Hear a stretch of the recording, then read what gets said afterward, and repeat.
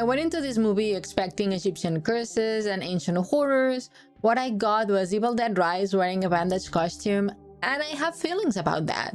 Cronin's The Mummy is not a bad movie, but it's absolutely not the movie the trailer sold me. And if you have already seen it, you know exactly what I mean. If you haven't, buckle up, because we need to talk about what this film actually is, what it could have been, and why a poor grandma deserves so much better than being eaten by coyotes. Let's start from the beginning, because the premise of this movie, strong, weird, immediately compelling. A young girl named Katie goes missing.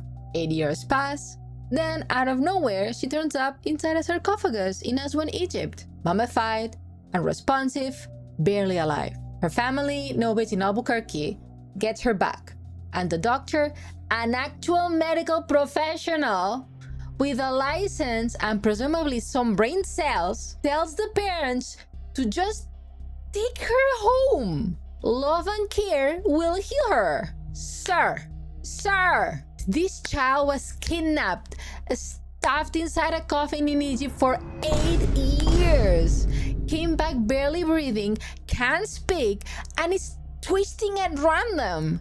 She needs a brain doctor, a trauma specialist, a priest in standby, and probably someone from a government agency asking very serious questions. FBI, open up! Not a hug, not chicken soup, not the loving hands of a mother who, granted, a nurse, but just a nurse. Not a my daughter is possessed by a demon nurse. But the family does it. Because if horror movie families made smart decisions, we wouldn't have horror movies.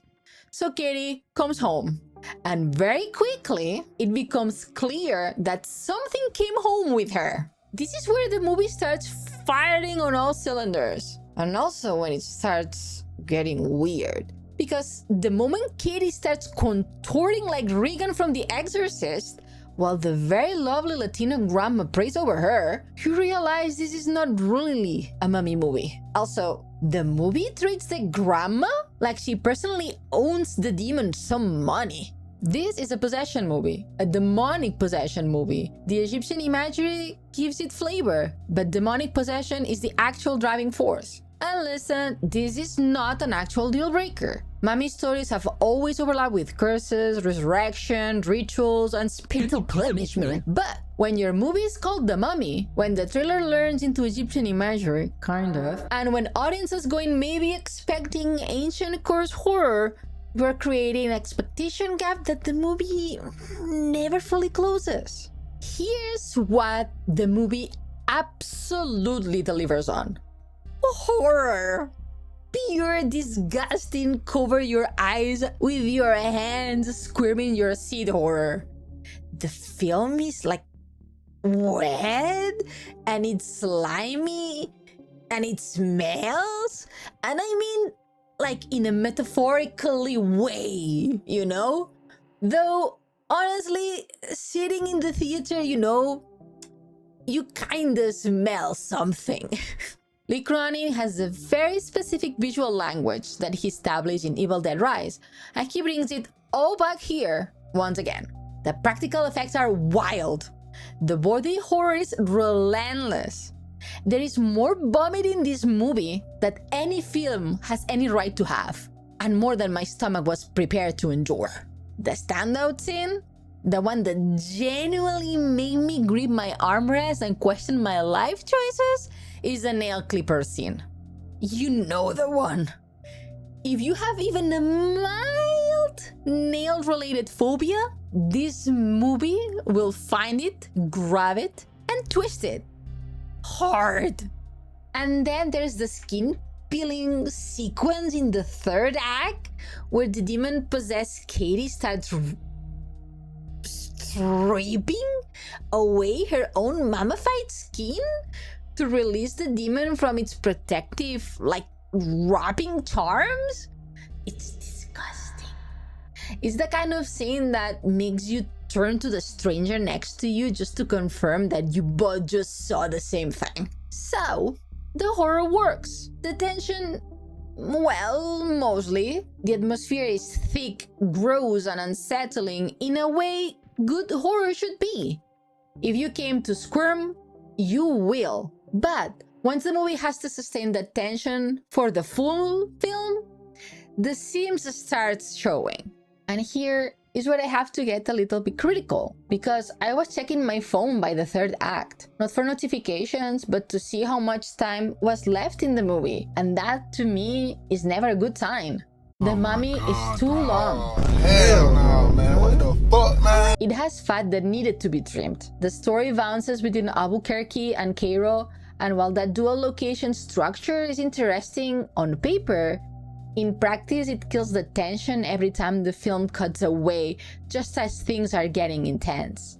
The Albuquerque scenes are built like a pressure cooker. Katie's deteriorating, the family's panicking, the supposedly safe house is becoming unsafe. Then, the film cuts to Cairo, where the rhythm changes into clues, documents, investigation, and detective work. None of that is bad on its own. The problem is that the cuts often happen right when the domestic horror is peaking, so instead of building up, the movie resets. And then... and then there are the split diopter shots.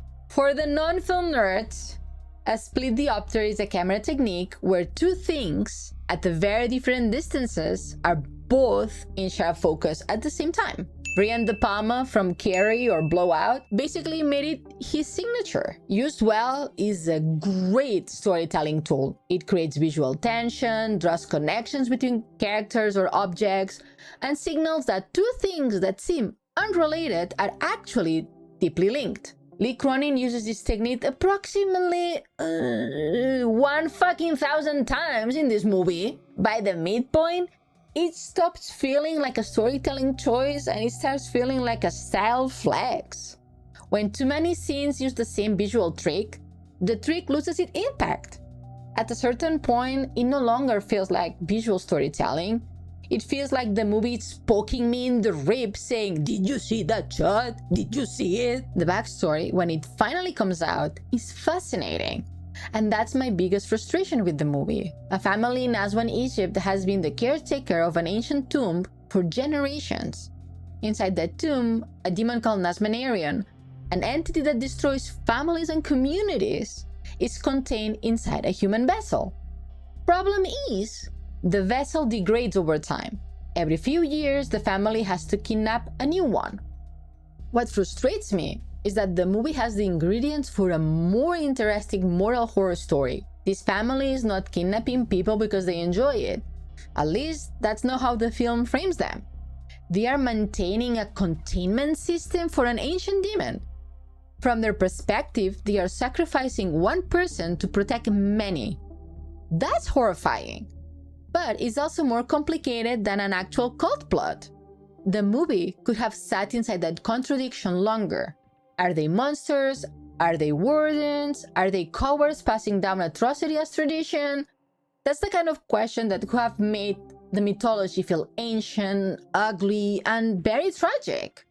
This time, they choose Katie, a young, innocent child, because, and this is a direct quote from the matriarch guarding the tomb, "Any living human would do, but an innocent, pure child will last longer."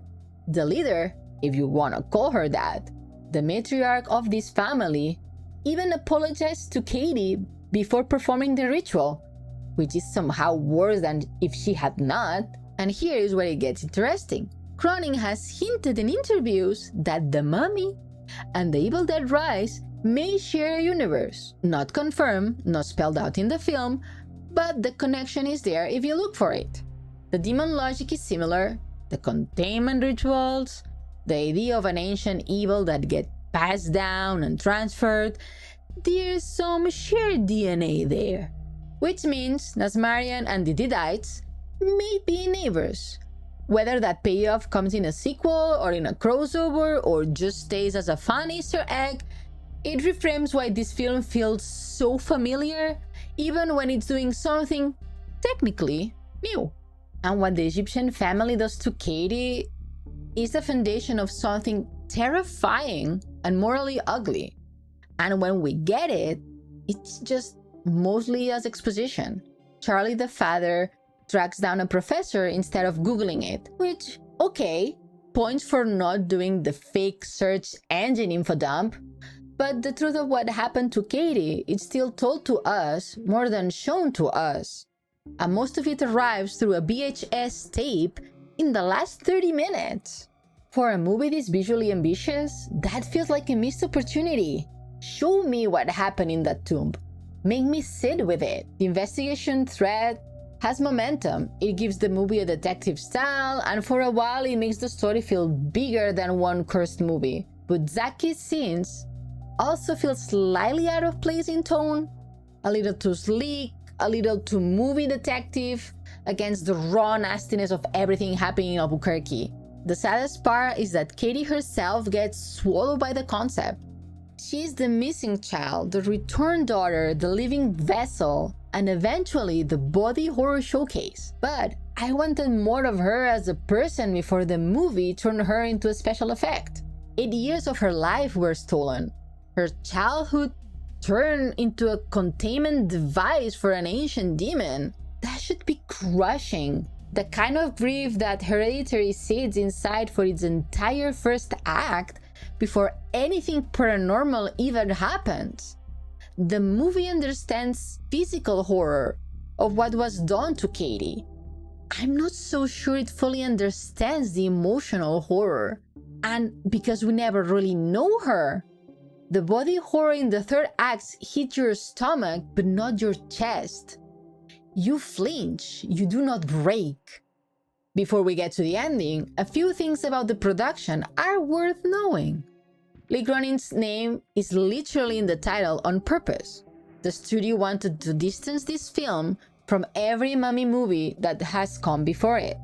Brendan Fraser's version, Tom Cruise's version, the Universal Monsters legacy. Putting Cronin's name at front is to signal to viewers that this movie isn't any of that. The climax is exciting. After an entire film of questionable decisions, especially the legendary Love Will Fix Her medical plan, the parents finally take control. Charlie sacrificed himself with Zaki's help, copying the ritual they watched on the VHS tape and trapping the demon inside of himself to free Katie. For a moment, this works. The movie finally gives the family something to do besides panic. Charlie's not just reacting anymore, he chooses to become the prison that saves his daughter. It's melodramatic, yes, but horror can survive some melodrama when the emotional logic is clear. The final sequence is basically a revenge thriller crammed into the last 5 to 10 minutes. The woman who kidnapped Katie, now in prison after being shot earlier by Detective Zaki, gets paralyzed by an injection from Katie's mother. Then Zaki wills in the demon-possessed Charlie to complete the transfer ritual. Demon goes into the woman, Charlie goes free, family safe, justice technically served. It's a fun ending, it's satisfying in a way. The parents turn the cult's quote-unquote own ritual against them. Justice delivered, family reunited. And then you have 30 seconds to think about it. And you realize, how did they fly a demon-possessed man from Albuquerque to Cairo? In a coffin? On a commercial flight? Did customs not ask questions? Earlier in the film, there is a throwaway line about authorities not checking Egyptian artifacts and antiques, which is why they are perfect for human trafficking. But Charlie was not in a sarcophagus. He was in a normal coffin. Did they check the coffin as luggage? The movie had one job with that plot hole, and it chose not to address it, which is a shame, because everything else in the final sequence was oddly satisfying. And I need a moment from Grandma. This poor woman is fun, devout, lovable, and the movie rewards her by throwing her out of the window, dropping her into a car, and letting coyotes eat her. The only one in the family who dies in this movie. She deserves better. She deserved to survive too. Justice for Grandma. So, is it worth watching? Yes, with managed expectations. Lee Cronin's The Movie is a good movie, not a great one. The tension is well constructed, the body horror is disgusting, and the movie mostly knows how to hurt you. Lee Cronin's The Movie is at its best when it's disgusting and cruel. It's at its weakest when it asks us to care about mythology it barely dramatizes. As a Lee Cronin body horror possession movie, it works. As a mummy movie, it feels like it's wearing someone else's title.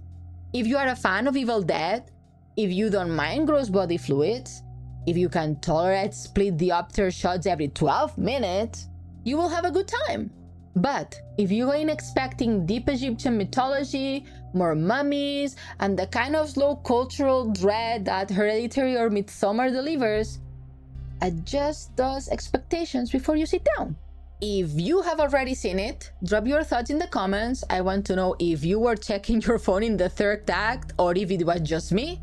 Either way, 3 out of 5 Iplings, strong horror, shaky logic, and an ending that made me pump my fist while mentally calculating the checked baggage fees for flying a demon-possessed man in a Crossing on an international flight. Anyways, I hope you enjoyed this video. I will see you soon. Bye!